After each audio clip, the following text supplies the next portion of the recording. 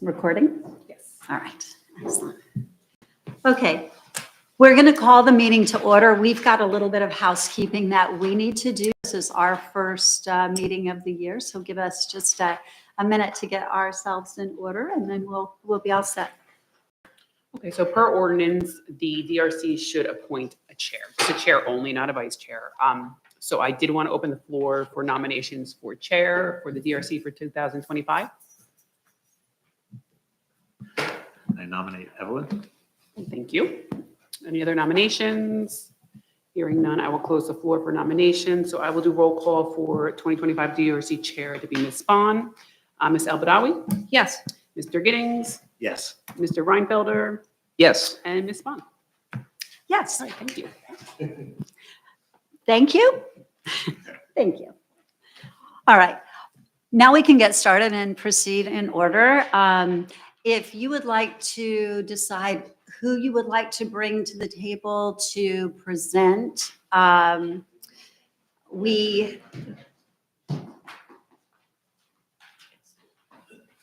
your call. So the first thing that I like to say at a DRC meeting is this is an informal proceeding. We will give you advice that's non-binding. We can't speak for our boards, but we can give you as much feedback from our experience as these knowledgeable members of our board, township committee can give. So we'll start there and then we'll just work our way around. Our professionals have been briefed on what you're bringing, and Mr. Hoder will be joining us. He's our engineer. Andrew, if you remember, is our traffic and safety, and Elizabeth Laney is our board planner, and then we have legal at the table. Sharon Draken is here to keep us all in order. Yeah, and hi, Sal Alfieri, I'm the attorney for the applicant. We were here Okay. several months ago with a very preliminary sketch. We've now vetted some of those issues, and we considered some of the comments that we received at the first meeting, and we're prepared to. You want us to give you a general explanation of where we Sure. are today? Yeah, that'd be great. You got it. So my name is Paul Much. I'm from Stonefield Engineering. I was actually here for the last DRC meeting. It was probably about a year ago now. But we have what we're fortunate now is that this project is prepared to move forward. We've done some work on the architectural side that you'll see with our architect, also on the site plan. But we're very close, and with the feedback we received tonight, we're going to go into full gear ahead for this project. So looking for that feedback, looking for anything you guys have, so we can make sure we come in with as clean an application as we can moving forward. So since the last time you saw this site plan, we've made several improvements to the site based on the feedback, based on just operationally trying to figure out what we're going to do here. If you remember, I will call it the bottom right portion had a couple of tenants out there. A lot of market research over the last year, and really we're not prepared to propose anything over there yet. We're going to kind of find tenants, and we really want to focus on the main development, which is the Quick Check, the Buy Right Liquors, and the retail store in the rear. So it's important to note we're going to be doing a subdivision as part of this application. The intention is to set the subdivision line, so we're not asking for bulk variances and things of the like. I think our zoning relief memo identified an impervious coverage variance, but that line will just be set in a place where we comply with the bulk regulations, specifically impervious. And then when the secondary application comes in for whatever happens on the remainder, that will also be subject to those bulk requirements. So we're not going to have any self-created variances. I just wanted to highlight that first. So with this site plan, we've greened it up. We've colorized it. As you can see, it's the second sheet in the package that you received. We added landscaping in the Quick Check islands at each corner. Not typical for them, but certainly something we heard requested at the last meeting. So those will be shrubbed up and landscaped as part of this development. Wait, did you say shrubbed up? Shrubbed up. You like I that love one? it. Yeah. Oh, that's great. That's a good one. Yeah, I like it. Okay. I'll keep that one in the cap for as I move forward here. So we did that. We also looked to highlight how we're going to treat the roadway frontages. We're intending to plant extensive street trees, make sure there is a green band, and then try to do something. And again, this is conceptual at this point. We'll work with your professionals, but we want to make that intersection at the Quick Check inviting, something that certainly, pops with color and planting. So we'll look to do some treatment in that area to kind of make it a forefront of the application. One of the main improvements that I think we've made as part of some of the feedback that we heard last time is we've introduced this more boulevard type entrance off of Route 130. In the previous application, the previous time I was here, it was really more of just your standard commercial driveway, pretty tight. And we kind of understood the concerns just about how do we create that village feel and that inviting feel of a driveway. We felt the best way to do that is really create something that almost feels like you're going back into a residential development with a planted center median with trees, and also trees on both sides with oversized entrances and exits to give people that really comfortable feel as they come into the site. And that also allowed us to add in some of the green space on site. We added landscaping around the building foundation for the retail/liquor store at the top to green that up a bit as well. We've also incorporated public sidewalk along the frontages of the current development. Obviously, that will be extended as we move forward with the secondary development. We didn't go all the way up Half Acre Road, but we did try to incorporate some public connectivity in this site along Route 130 and at the intersection. Some of the concerns we heard at the previous meeting. Zoning relief, we're very limited at this point. Obviously, we're in the conceptual stage, but the conditional use relief we're going to be likely looking for is signage. I don't think we have a really well-baked signage plan yet. I think we're basing our numbers off of standard signage. We have the architecture, but not so much the freestanding signs. You'll see some of the wall signs that we're proposing on the buildings, and we can comment on, if those are appropriate and what you're looking for. But as far as the freestanding sign, we'll look for your feedback today on what you're looking to see. There'll be shared tenant signs. So, sizing, look, all of those things, we're looking for feedback as part of this application. Some of the heights of the buildings as well, they're not finalized, but they do exceed the regulations. I believe it's 24 feet. We're going to be somewhere between 27 with some of the architectural features being 32. So some relief to discuss there as well. You'll see the architectural rendering so you can see what these buildings are proposed to look like. And then finally, you can see on this plan a lot of the darker green areas. We looked at stormwater. We have some preliminary storm testing. I think everybody's basically aware the soils aren't great out there. It's not just a bed of sand that we can infiltrate into. So we've looked to get creative. We've done some preliminary calculations, but it's going to take multiple implementations of those green infrastructure type basins, both above ground, maybe some pervious pavement, to make the site work and fully comply with the DEP regulations that are not only required if we were to submit the DEP, which we're not going to have to as part of this application, but also just in the local ordinance as well. So, that's a high level summary of what we've changed about the site plan. Again, we have the kind of the main act of the architecture coming up next. But if there's any comments and specifically feedback on signage or anything else that we see on this plan, be happy to hear it. Would you rather see the architecture now and then give us your comments in total, or do you want to focus on this and then we'll do the architecture? However you want, Madam Chair. I know that we're going to have comments on this part. What do our professionals feel? Do you want to go ahead and see the architecture, or would you rather give comments now, or would you rather just see the whole package first? I would like to see the whole package. Same. Same? Yeah. Sounds great. You're so agreeable. All right, next. You are up. Which one would you like to start? Quick check. Introduce yourself. Sure. Good afternoon. My name is Rosemary. I'm coming from GK&A Architects, and I'm here to present the two buildings. So I'm going to start with the quick check. This is the. Sit so they can see. Oh, sorry. So this is the non-prototypical building. This is more of our colonial look. So I'm going to start from the bottom. We have the brick veneer on the bottom part of our building. Then we move on to the green metal awning that goes on the three sides of the building. Then we have our bump out at the front facing 130 on the main facade, where we have the same type of finish with the brick at 3 feet 4 inches, where then we have the storefront. On top of that, we have again the same type of awning around the building with the EIFS finish on the top. So this Gray tone ephes goes around the all sides of the building, and we do have two tones for the building. We have a lighter color at the front, and then we have a slightly darker color around the building. The gray tone plays off on the brick finishes. The color renderings sometimes are not the best, but it plays off the two different colors. There is some gray tone in the brick, so it kind of balances out everything. The height of the buildings, the main parapet height is about 23 feet 6 inches. Then we increase the size at the front, and it goes up to 26 feet 6 inches.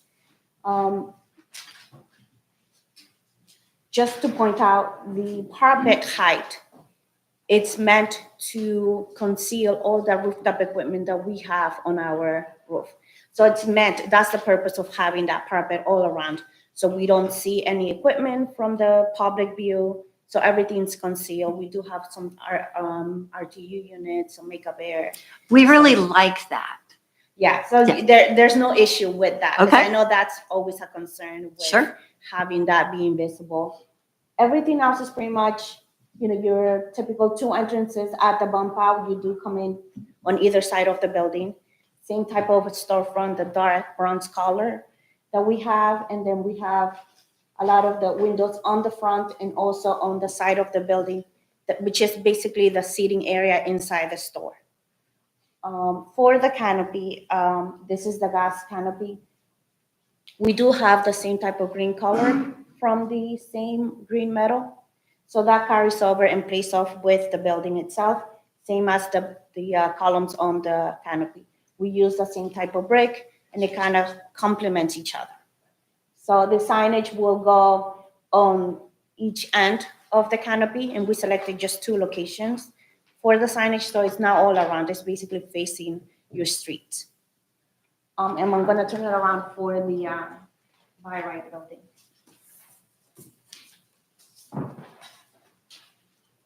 So for the by right building, we're using the same type of brick to kind of make sure that it's a cohesive design between the two buildings and the development. We do have a different color for the metal awnings. We are introducing like a darker gray color. So you see that on the two entrances, which is our two towers. We have two towers for the two different tenants. We wanted to emphasize the entrance for the different tenants. So we do have the same type of metal seam roof in a gray tone. Same thing with the cornice. We painting the same color all around just to kind of be more cohesive through the building. For the remaining of the building, we still have the same type of brick with soldier coursing on the top, and we are introducing, instead of EIFS finish, we're introducing a fiber cement panel, which will play off the same gray tone from the Quick Check building. So everything is in the same color range, the same color scheme. As you go around the building for the buy ride and the tenant space, you do have additional windows just to give more sunlight into the space. And also, we provided the service entrance doors for either tenant, and the back of the building is just the block wall at the rear. And what's the height? Did we say? And yes, so for the height, the main height for this building, it's 27 feet is the main parapet. At the towers, we go a little higher to 30 feet, just to emphasize the two entrances. Would you like me to discuss signage? I do have some signage proposed for the Quick Check building. For the tenant space, we don't have signage yet. Even though you don't have signage, where would the signage be proposed to go? And Yeah. then, yes, go ahead and tell us about signage, and then we'll work from there. We can have home meetings on signage, we've decided. We don't want to have to do that. So. But definitely I know. show us where the signage is proposed to go. And I think a lot of our conversations will be around height, color, that sort of thing. Okay, so for the buy right and the tenant space, we are looking to have signage above each entrance. So again, it will be determined later on as to what type and how the signage look like.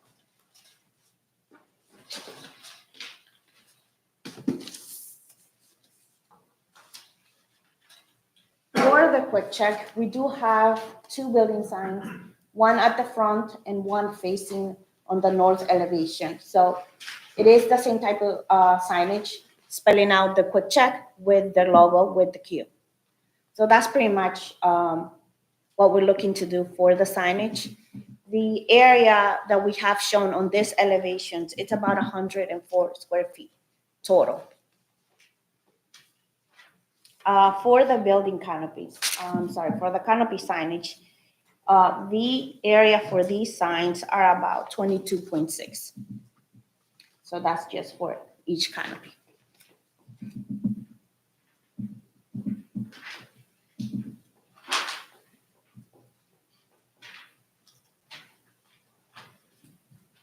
All right.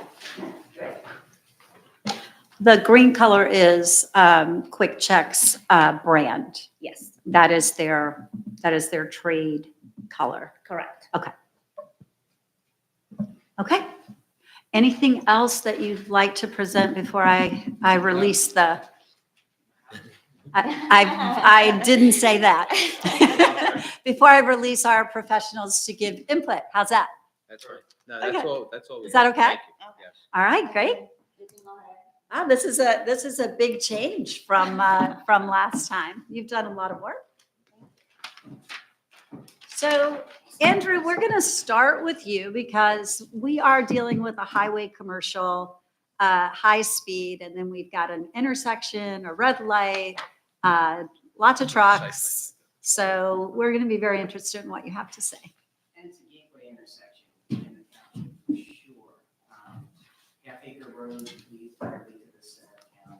Also, Andrew, just make sure your mic is on. There we go. Point. Okay, as a gateway intersection, it's highly visible in the township.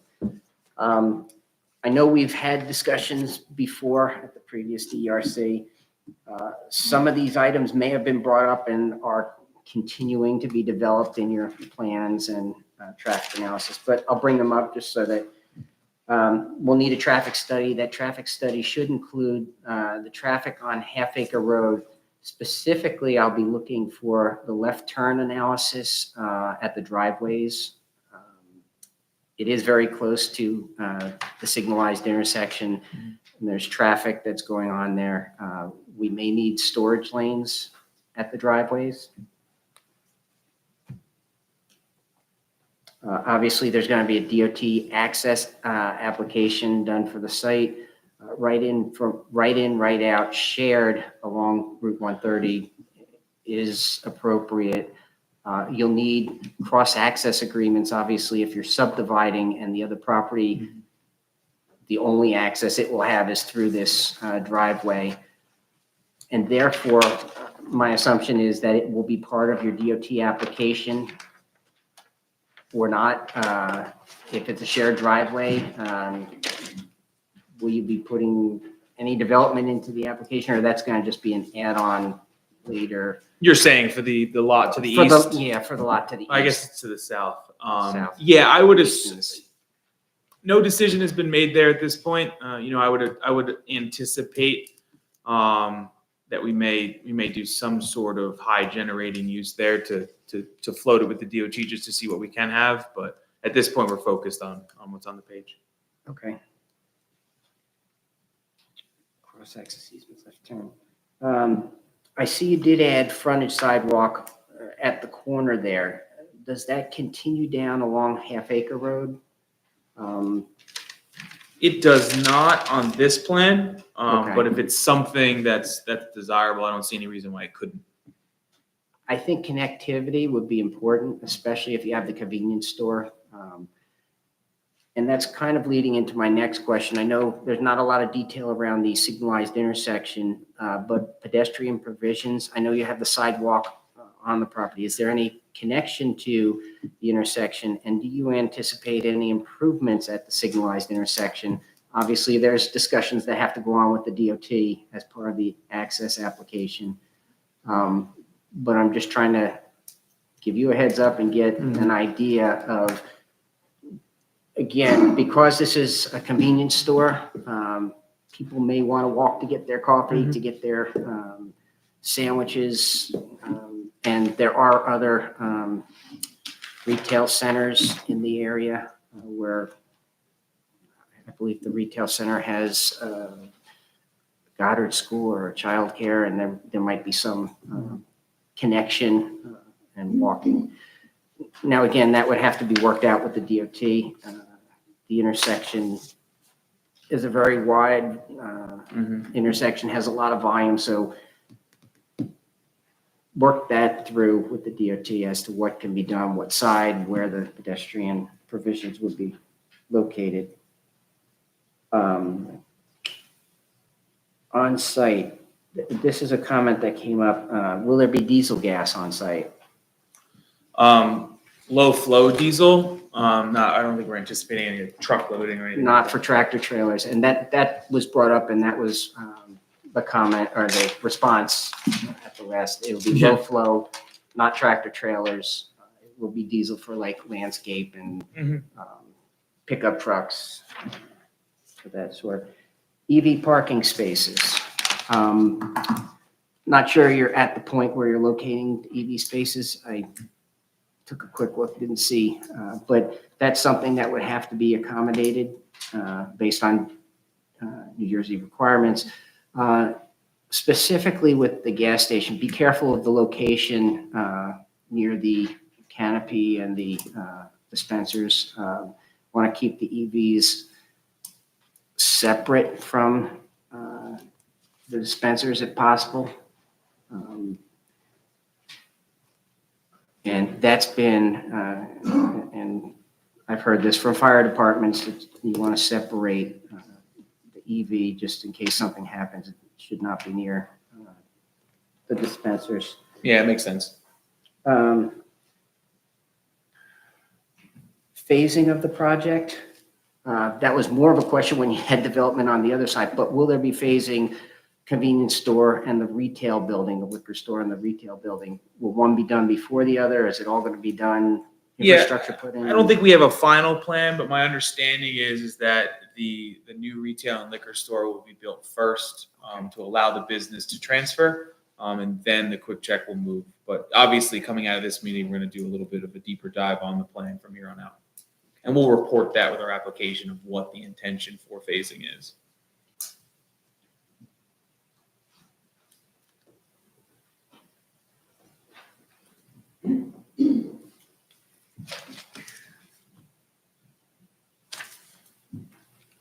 The Boulevard entrance, I like what you did there because there's no chance of crossover. In the previous version, it was open, and that may have led to confusion and crossover. Now, the outbound movement, the inbound can't cross over to that outbound movement.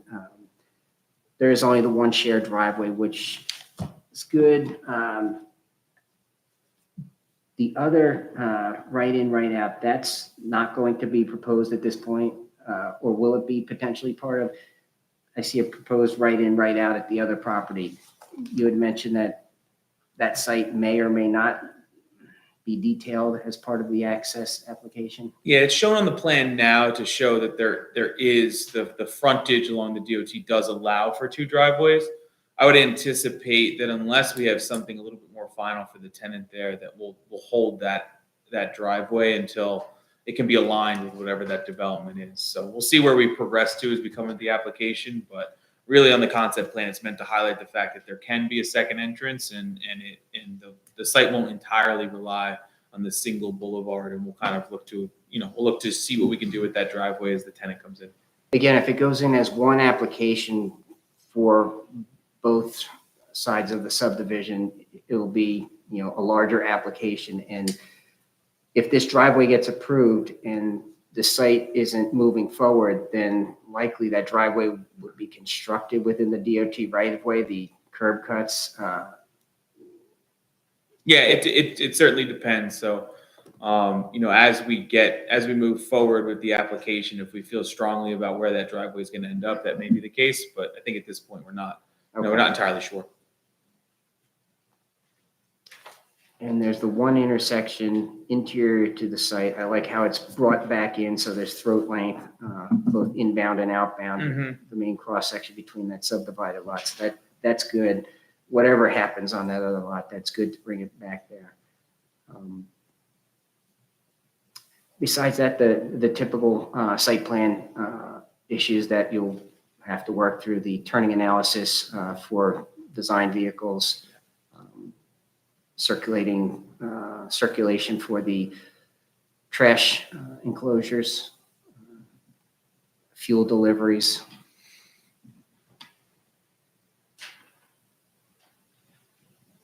And again, with the sidewalks, just make sure that there's the internal connection to the frontage sidewalks, so that anybody accessing the frontage sidewalks can also get into the quick check, some kind of path. Obviously, it's not going to be a sidewalk going through a parking lot, but maybe even striped connection. And those were the items that I had at this point. Again, a traffic study will come in and more will be known when we do that traffic study. Yeah, and we'll reach out to make sure that the scope of that study is to your liking before we perform everything. And also Sorry. consistent with whatever the DOT requires. Exactly that, yeah. And Andrew, this is Cranberry Half Acre is a county road, and then 130 is a state road. Cranberry Half Acre is a township road. That's Mhm. not county. It's local. Okay, So Cranberry has jurisdiction of the access driveways on that roadway. okay. And then what about crosswalks? I mean, we do have residential on the other side of the garage, and we have residential on the far side of the other gas station. So who is responsible for like striping crosswalks? That's And this the- is not your problem. I'm just, No, understood. yeah, Well, it may be their problem when they go to the DOT for their access application, because that will have to be discussed. And Mhm. the Okay. pedestrian provisions at that intersection will have to be looked at. okay, all right. Thanks, Andrew. Mhm. Mr. Hoder? Okay, hello. I have some comments from last time and then that I want to touch on, and then some newer ones. But it seems like you did add some additional curbs. I'd asked for that at the previous DRC, which is good.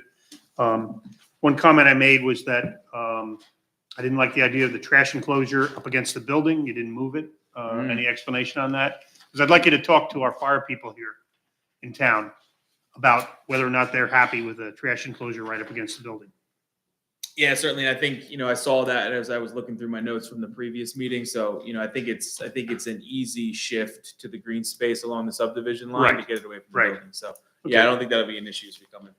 The other comment, and maybe I don't have an opinion, is that you guys did do sidewalks, and Andrew touched on that, both along the parking spaces at the front and the parking spaces along Cranberry Half Acre Road. But the sidewalks are right up against those spaces as if they're only for quick check, and the town may or may not want, space, may or may not want sidewalks. I would think not necessarily on Route 130, but on Cranberry Half Acre, continuing to the back, and that may be what you commented on before, which would be, maybe 4 feet off the curb. Is that a widening of Cranberry Half Acre or not? None hard to tell. proposed at this point, but Okay. Let's see.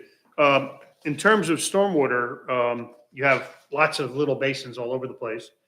If they're going to be above ground basins, they're going to probably wind up having near vertical walls, which I'm not going to be happy about. If they're underground, they could be those plastic baskets or whatever else that you may want to choose, and be out of sight actually, which might be better, or a combination thereof.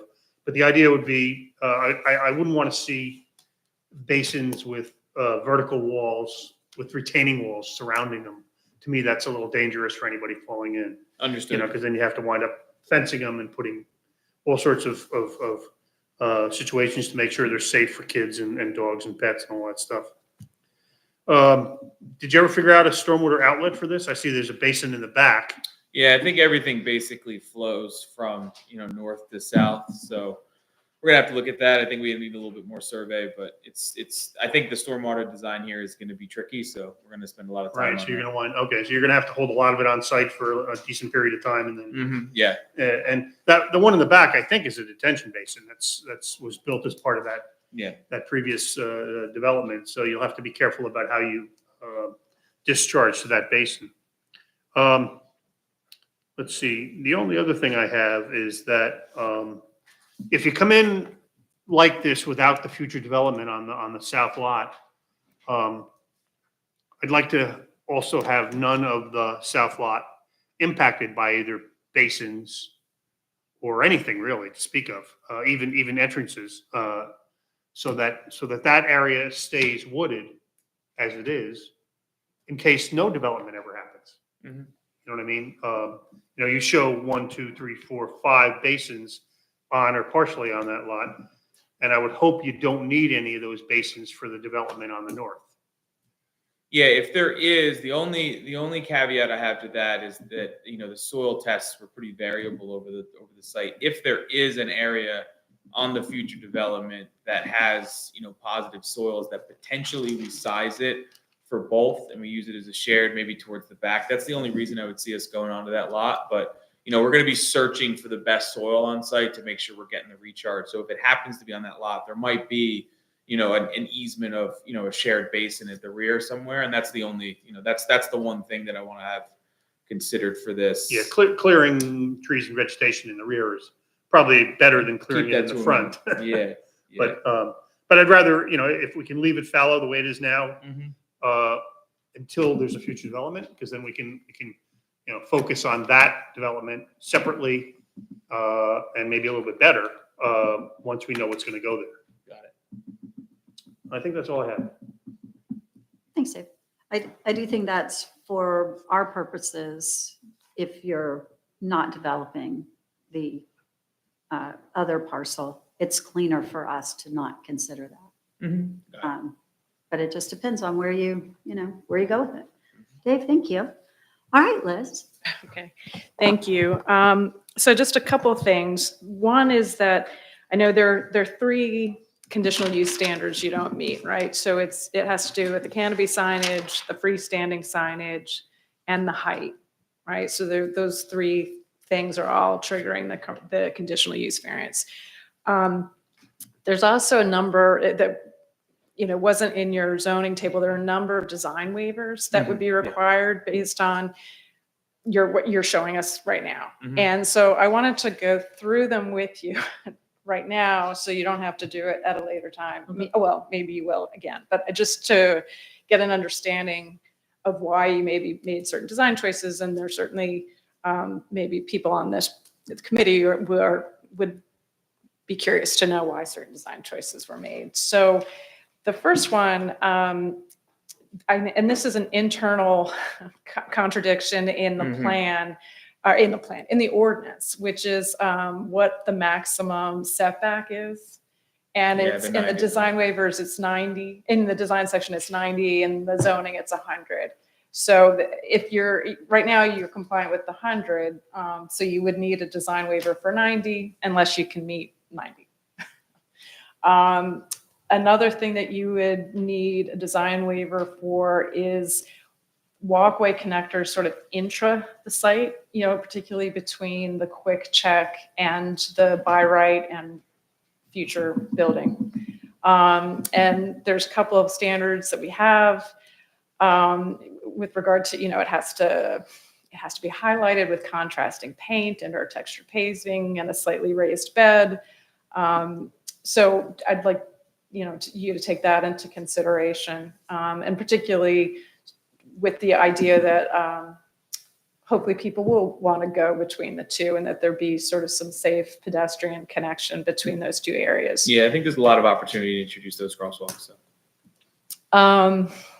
The other thing, and this was actually, you had this in your earlier plan, and I have to say, probably our firm wrote this, so it's like, if only to blame is us, but like, it's a little confusing.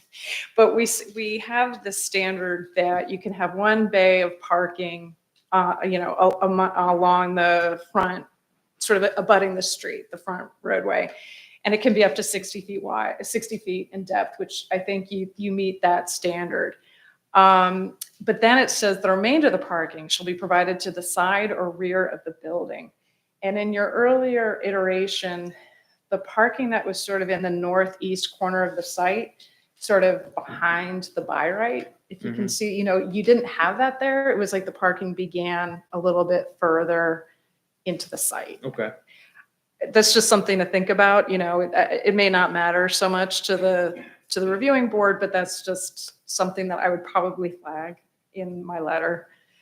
Another thing that we talked about, I believe last Liz, I'm time. not sure I understand. So are you talking about sort of like where it's designated 22, where the parking spaces are, just as you're Yes, exactly. coming? Yeah, Okay, right. just so a car is not backing out and someone's pulling in or pulling out, is that the concern? I think it's a design standard. I think it's sort of Okay. trying to limit the amount of parking that's in the front. I think that's the intention, but it's unclear to me, to be Okay. honest. Yeah. Okay, all right. The other thing, driveways that are on a single lot can't be closer than 250 feet apart. And I know you have that, and I don't know if there's a way, and this is more maybe an Andrew question, if you were to move one of those driveways, if that would actually create an unsafe situation. Yeah, we'll have to balance it. Yeah. Oh, I'm sorry, I'm in the design standards. Oh, 150-42, yeah. What's the other thing? Okay, and then the other thing that was, is encouraged in this is shared parking. And I don't know, when I looked at your parking allocation, it seems like you're just sort of providing for both, for all of the individual uses, cumulatively. And I was just curious, and again, this is more of in Andrew's sort of wheelhouse than mine, but if there were opportunities to do shared parking so you could reduce the number of parking spaces. The next thing actually, and this is sort of also a little bit funny, but the design standards actually, when you are, for a lot that's on both Route 130 and Cranberry or South River Road, which actually you're not. Okay, never mind, actually. But no, never mind. Actually, I think you're okay. I was going to say that you do need to provide a sidewalk, but you don't. I apologize. That's not, you don't need that. The next has to do with some of the building design. And there's a lot in the design guidelines about, especially because you're on a corner lot, is having, you certainly want to have, the quick check makes sense that you have sort of the front facade and the front building is oriented towards Route 130. And I think that's actually even required in our design guidelines. But it's also actually required that the other buildings be in some way oriented towards the other roadway, which I guess at this point is not. And I don't know how, I may cede some of my time to Bill Giddings to speak on that. But in other words, right now, I think the side of the quick check. Liz, is that because they're further back? Is there a footage? No, it's that's what their frontage along Half Acre Road. Right now, if you look at the architecturals, it's predominantly sort of brick, or it's the entrances aren't oriented towards Half Acre Road. The materials are sort of side materials. They're not the materials of the front facade. It's again, it's a design standard to try to make both frontages look attractive Okay, and not have sort of back Okay, I of understand. house looks facing okay. a roadway. Yeah, it seems like there's an opportunity there, especially with the retail building, to do something. So I'll take that back. Yeah, and I think even quick check, there may be something you could do maybe at the corners, anyway. Okay, the other thing, and this is something that comes up a lot, but we actually in our design guidelines specifically discourage EFS. So that is something that if there is, and again, I'm going to perhaps leave my time to an actual architect to, what might be a suitable material. but that is, it is specifically called out. So I wanted to just bring that to your attention. I think that's it. Okay. Liz, how much of the recommendations that you gave last time did they accommodate? Because you didn't really speak to that, because it seems like they've done a lot of curating on the landscaping, adding, more trees on the inner part of the lot. I think one of our recommendations was to, landscape as much as you can landscape. And certainly they've augmented the landscaping. Okay. When I looked at my notes, I had put in most of these in my notes last year, most of these design standard deviations. So I honestly can't remember if we went through them or not, but, Okay. but they did exist, and some of them continue to exist. Okay, great. Thank you. All right. Sharon, do you have anything on, as they talk about the lots and they're putting those lots together or keeping them separate? Is there anything that,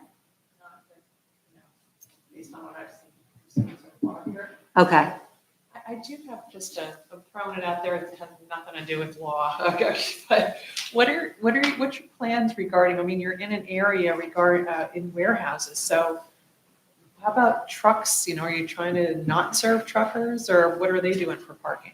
Are they coming through this site, or they have to park off-site? I'm just, are you gonna put signs out, no trucks, are parking allowed, or? Yeah, I mean, we don't have truck It's all parking car on. parking here. Yes, we don't have truck parking. We also don't have oversized parking. If it's Yeah. something, like, I don't think the business model is looking to support that, but if it's something that the board wants to see to accommodate those types of vehicles, there's some room there. We can probably figure I've something seen, out. But just because my Yeah, own no, experience understood. in Hunterdon County, there's a quick check on Route 31 and 579. I see trucks trying, come in there, and they want their coffee and everything, and, so I think you have to address that somehow. Okay. That's all. Good thought. Thank you. that's great, Sharon, but that is a large part of what that road is used for, and, very good. Okay. Aman, Thank you. sure. Can I just ask, what is ethos? What is that?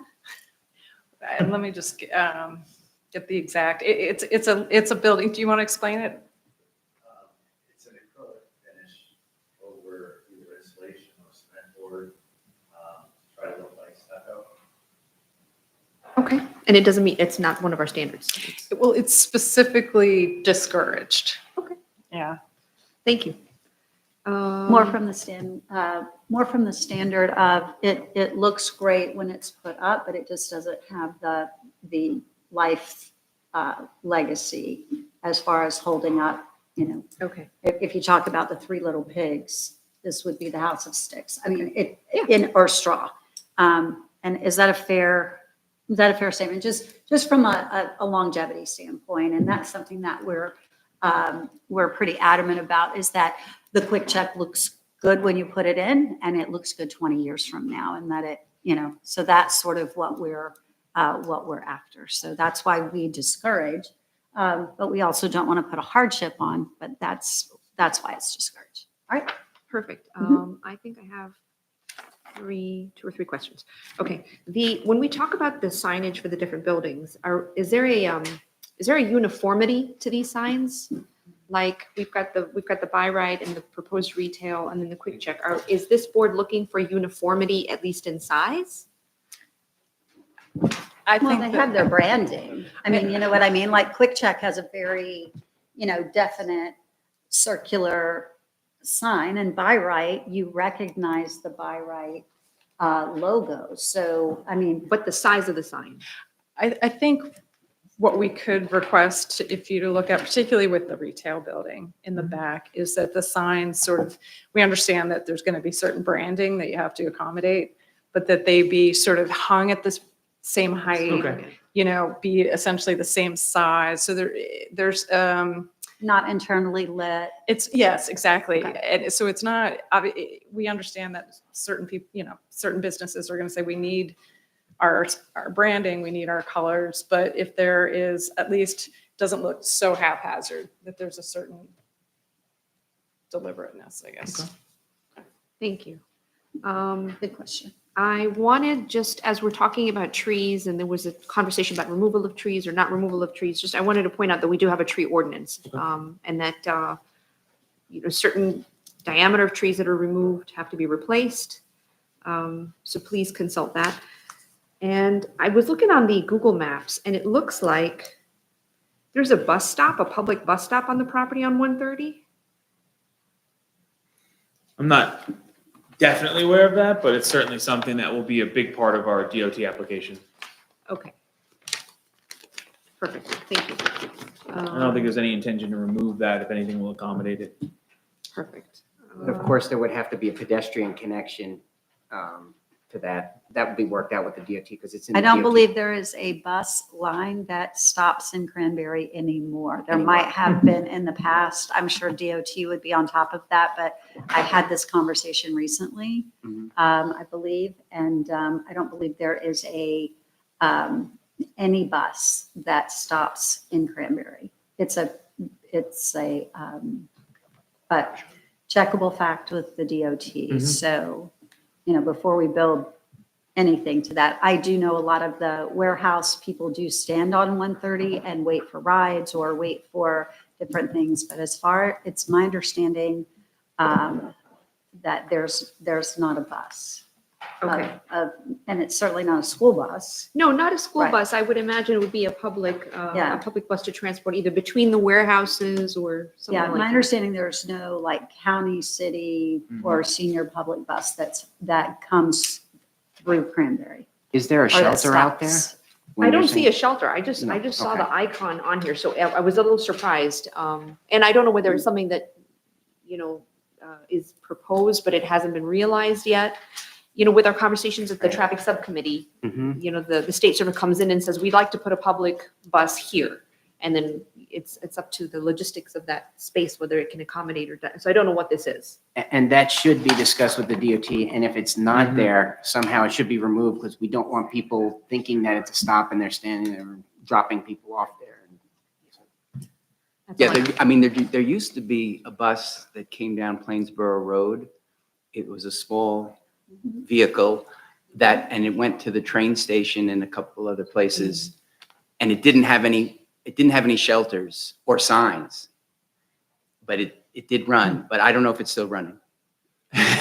So that's, Just we'll worth- look to worth- solve yeah, this worth looking mystery. into, yeah. Yeah. There's such a movement now to make everything so pedestrian Mhm. friendly and bikeable and all those things. And so if there's a way to accommodate that, that'd be great. Thank you so much.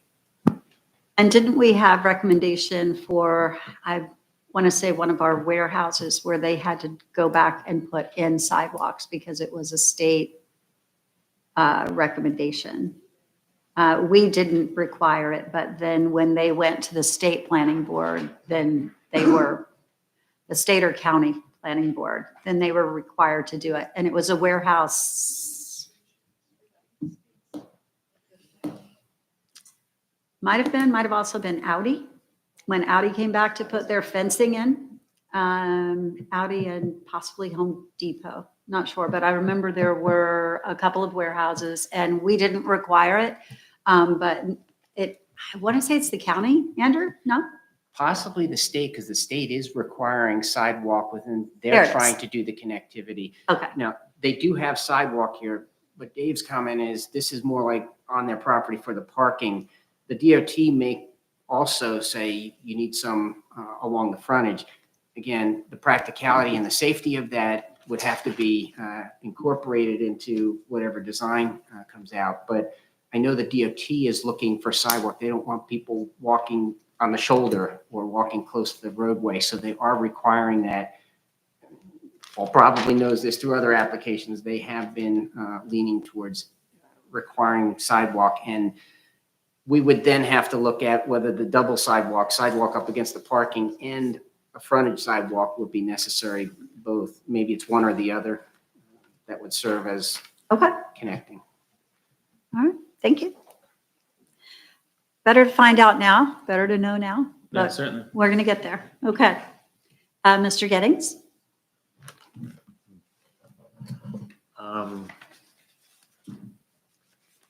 So I guess this application still, I think, concerns me a lot in terms of just feeling overdeveloped.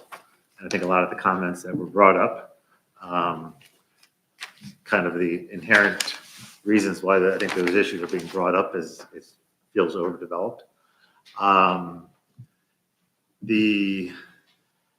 think it's important when you go to the board that there needs to be a very clear discussion of what the hardships are and what for the different variances in each variance. Because you haven't discussed that yet, and you obviously have plenty of land between the two properties. We don't discuss hardship reasons here. Okay, okay, but I guess that's, If they have, yes. because there's so many variances and because there's so much land and it feels overdeveloped, I think it's an important thing you're going to need to discuss and have a strong case for the hardships. That's fine. Is that better? Yes. Thank you. You know, in terms of, it's really a sea of blacktop. There's the boulevard entry looks great. But you kind of need that around the rest of the site. You know, the landscaping along Route 130 is just a narrow line of shrubs and trees. It's not articulated. If you look at the nice landscaping along the warehouses, there's berms. You're looking for variance for the height of the buildings. When you look at the higher buildings, there's usually a berm and the landscape is staggered. It's just not a linear line. It just softens everything. And there is so much paved surface area here because of the fueling stations and the canopy and all the roads around it. It's very, very visible. It's just going to look very, very, a lot of paving. And it starts to become strip mall as compared to village. So I think landscaping around the buildings, more three-dimensional landscaping, you know, in terms of around the perimeter is important.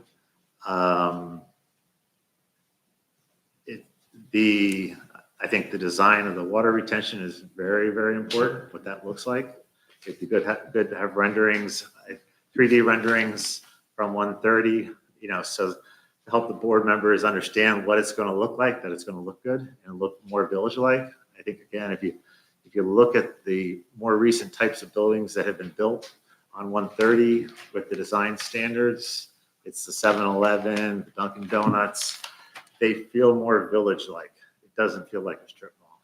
And because you're trying to get three businesses on this location, and because of it being a quick check, it's a lot of blacktop. It's hard to make a village out of blacktop. I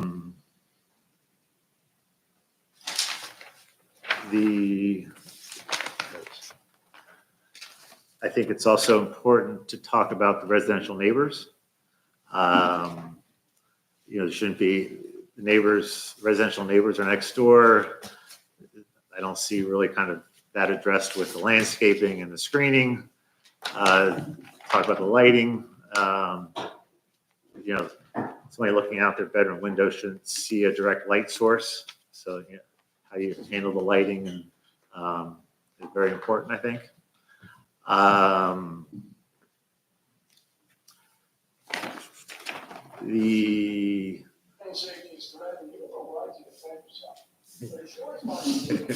am sorry.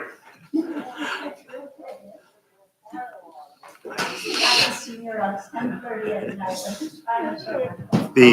was looking for the ordinances. The current survey that you have looks like only a partial survey. Yeah. So the tree ordinance is anything bigger than 6 inches. You have to replace so many trees. I don't know how you're going to replace the number of trees that you cut down on this property. And With- is that with ordinance, I mean, I understand the ordinance and the replacement for, you know, for I guess, homes and that sort of thing. But that's a whole development. Do you know what I mean? Like that's, I had to do it for my own house. no, I understand that, but this is, I mean, I'm not sure I think how, it's a statewide ordinance that, again, Okay. is because everything in New Jersey is being developed so much and cut down, trying to replenish the okay. green. I don't think Okay. it's just a development thing. I think, but I don't know. Amon, you know, yes? I believe that what you're saying is correct. It's a state ordinance, and the Okay. idea is to preserve the canopy. And this may be an area that it gets refined a little more in the future, but for right now, that's what we have. Okay. Well, that might give you a good reason to plant lots of trees on the other side. You might not have a choice. Yeah, our landscape architect will do a detailed deep dive on that, so we'll Yeah, it's come gonna prepared. need to a answer survey of that. how many trees there Definitely. are and how many are gonna need to be replaced and what proposed. And my concern is it just doesn't seem like you got the area for the square footage of the building you want and all the paving you want and the storm drainage, and it just seems very, very dense to me on the site.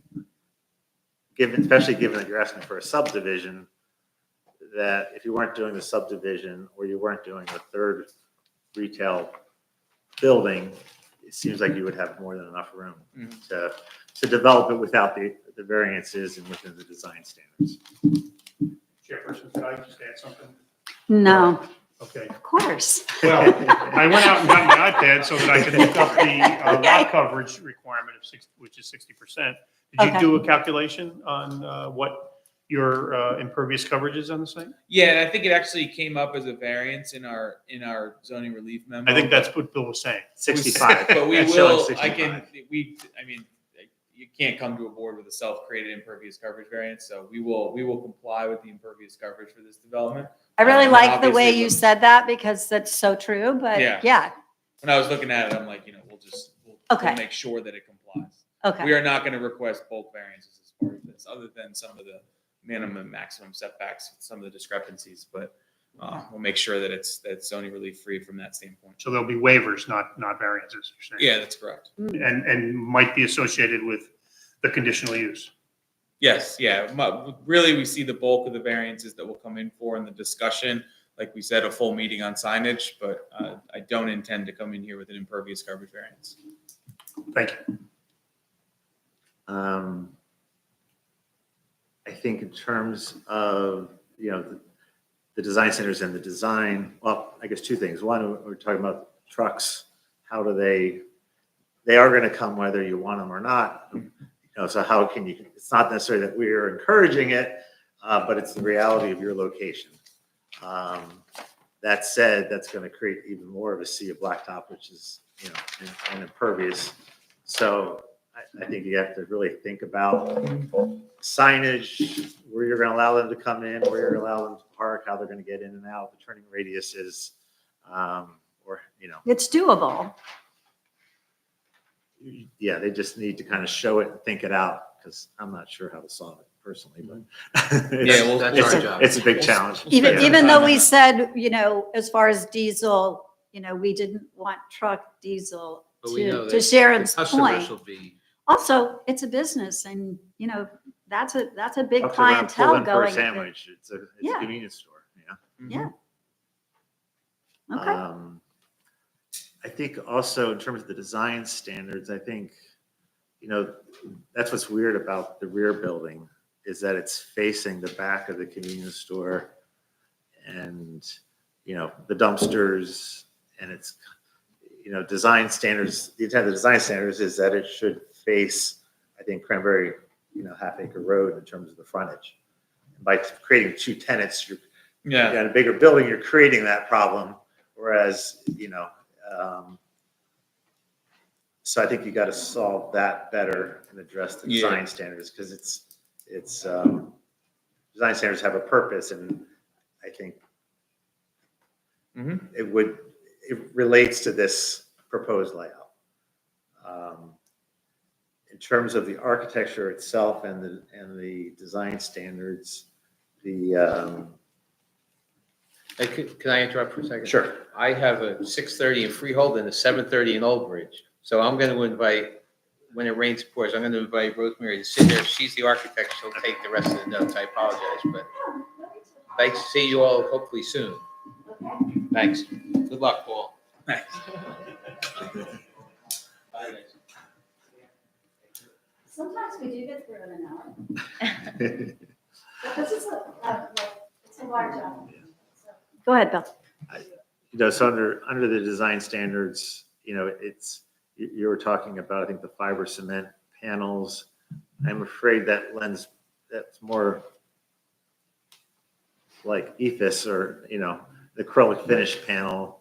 When you read the design standards, it's, you know, it says facades are stone masonry, brick, wood, hardy plank panels, or similar fiber cement siding, whereas kind of what you're showing is more like stucco, or the ephes panels. So I think that's an important issue that, you know, could be commented on. The back of the rear building is split face block. I don't think the intent of the ordinance is to allow that. Again, if you look at the 7-Eleven, you look at the Dunkin' Donuts, you know, I think those buildings were designed, you know, it was before my time, but I assume it went through a lot of review to get to that point. And I feel like the proposed design isn't to that point in that level of standard yet in terms of a village, if you feel, as compared to a strip mall. You know, something to look at. The hip metal roofs around the corners, it's just looking more strip mall than village. Okay. And then I think showing the signage on the facade, I guess the one question I have, it's great that the parapets are screening the mechanical equipment, but still, why does it need to be that tall? I mean, you look at the 7-Eleven, it's nowhere near that tall. You know, after this building, as you go down, there's a lot of smaller scale buildings. So it seems like it's taller than it needs to be, and just how it fits into the, you know, we do unfortunately, you know, have a very hodgepodge, you know, collection of buildings on 130. But I think where the design standards are written to try to get us eventually to a nicer village feel as compared to a strip mall feel. You good? Thanks. Okay. John, what would you like to speak to tonight on this? I don't have much to say. I mean, I think most has been said. I just follow up on the earlier comments on the stormwater, and the red line here is concerning to me just because it seems like, and maybe you've run a few scenarios, that it would be hard to collect all the water in pad 1, generated in pad 1. Have you run any of those yet? We haven't gotten that far on the design. You know, I think the last time we talked a little bit about using pervious pavement solutions, which would allow us to go underground for portions. And then obviously, you know, there's going to be a lot of space in that undeveloped lot.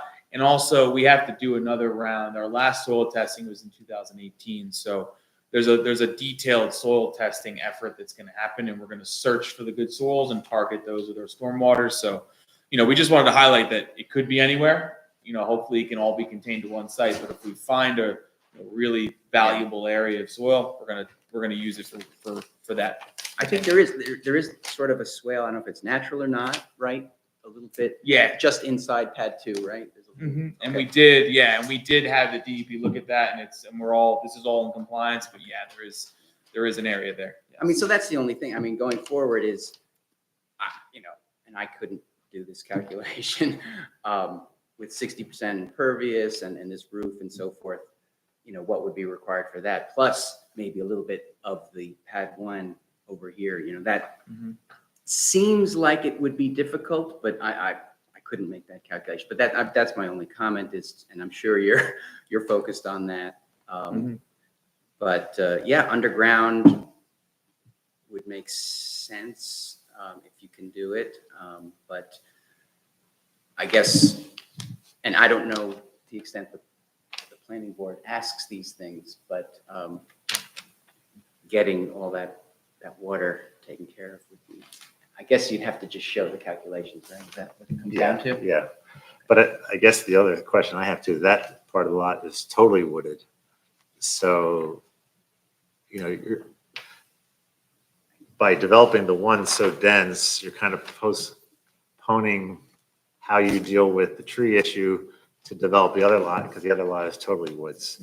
So I'm not sure how, Well, here's a comment. It'd be wonderful if they would cluster all the development into one lot and not develop the other lot, but I don't think that's the case. but that's, to meet the ordinance and stuff, I'm not sure how I think you have to address that, obviously. Yeah. Yeah, and they're gonna have to address the impervious coverage and how they're gonna be doing the base, and I'll be looking at all that. It is in a DEP review, but our ordinances are based on DEP regulations, so we'll be looking at it to make sure that it conforms in terms of, water, stormwater management, water quality, recharge, he was talking about possibly, and what flows off site, because we don't want to impact any of the downstream or downstream properties or downstream waterways.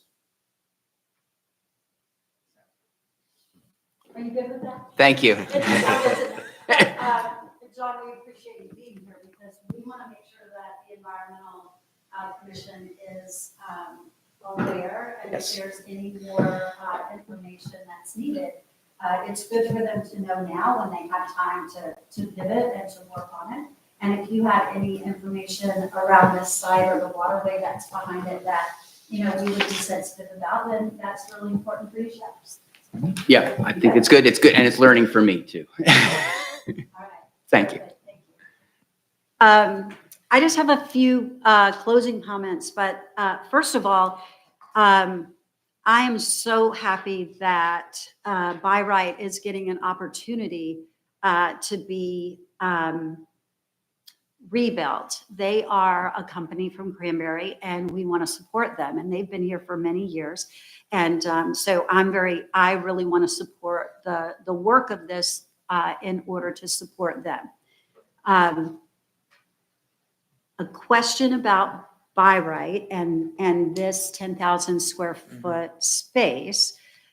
What is the square footage that they're using now? How does this compare to their current square footage? Yeah, it's a good question. I think it's going to be a larger square footage for them. I think they're pretty packed into the current building. I don't have it off the top of my head though, what that existing is. Because that would be good to know. And we Also, can make that which comparison. license does By Right have? And I know your legal's not at the table, and I know By Right is here, but which license do they hold? Just a packaging license or packaging and serving? I'm not sure. Yeah. This is very informal, and so I'm Yeah. gonna ask a representative from That's package. Oh, it is? Sell and Serve. I thought so. Okay. Yeah, that's The existing building is 8255 square feet, and this Okay. is 10,000, so that's the difference, Okay. but it's bigger. Okay.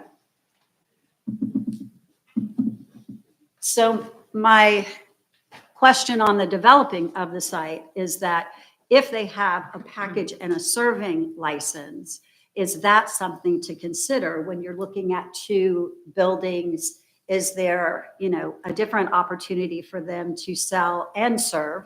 And if that's the case, then maybe this building shouldn't look like a warehouse. yeah, no, Do you- understood. Yep. Do you know what I mean? Right. If they would like to have, or if someone right next to a By Right would like to have something that is, because they have the license, if they wanted to do something else, it's just the building itself doesn't lend itself to that. It almost looks like a brick and mortar store kind of thing. If By Right wanted to have outdoor seating, if they wanted to have, some kind of portico, I think because this is informal, I'd have to say it just doesn't have the character of a By Right Liquor, that everyone knows when you go in there, they know what kind of wine I want. I mean, because and they're part of our community and they're part of our family. So it just seems like this kind of cookie cutter site, and I'm not saying that to be insulting in any way, but it seems like it could be more informal and have more of a village feel. If the center of this was all trees, is there any reason that the By Right, the proposed retail, and the Quick Check need to be connected? Are they independent? Could that center be nothing but trees? Connected with a walkway in case you wanted to connect. It's not like it's a doctor's office and an X-ray place and a CVS, where people are going from one to the other to the other. So I think that might open up your site a little bit. My question on the size was, do they need more square footage? I would say yes, they do. Maybe with different organization, they won't need more square footage, but I would really just question another retail place at 10,000 square foot without a proposed tenant. Those kind of things are concerning. But look, I want to support this. I think that area is in need. And I don't want to use this as a planning board term, but I think it could use some love. I'm not going to say in need of redevelopment. That would be a very different term, so I won't say that. But I do think it's in need and it could use it. And so I want By Right to be successful. My concern about the way this plan is the whole point of paying a premium for being on two roads is to be able to be visible. And I think the way that you've done the landscaping, you have made yourself invisible. While I know you're trying to do what we'd like you to do, there has to be I like the entranceway, but I know when you go to Quick Check, you go to Quick Check for a reason. You're late for work, you don't have enough gas to get to work, and you need to get gas. So I just feel like the site isn't accommodating the needs. Form follows function. What are the needs of the site? What are people going to be doing there? How can it be pleasant? And how can it be functional? The way the in and out is, if people are late, they will try any way they can to dash out on that road, get in, get out. Quick Check is known for being convenient, for having a convenient stop and get in.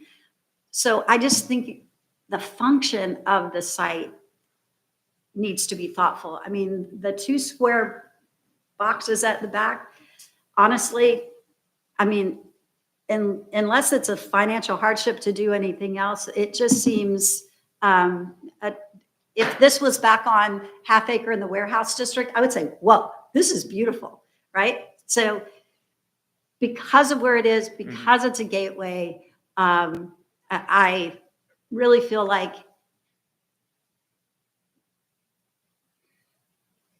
the exterior could have more personality. You have residential in the back. The way this site is sitting, I don't think there's a lot of consideration for buffering for the residents in the back. There are residents across the street. So I just, like to see a little consideration in the back. I wouldn't want your,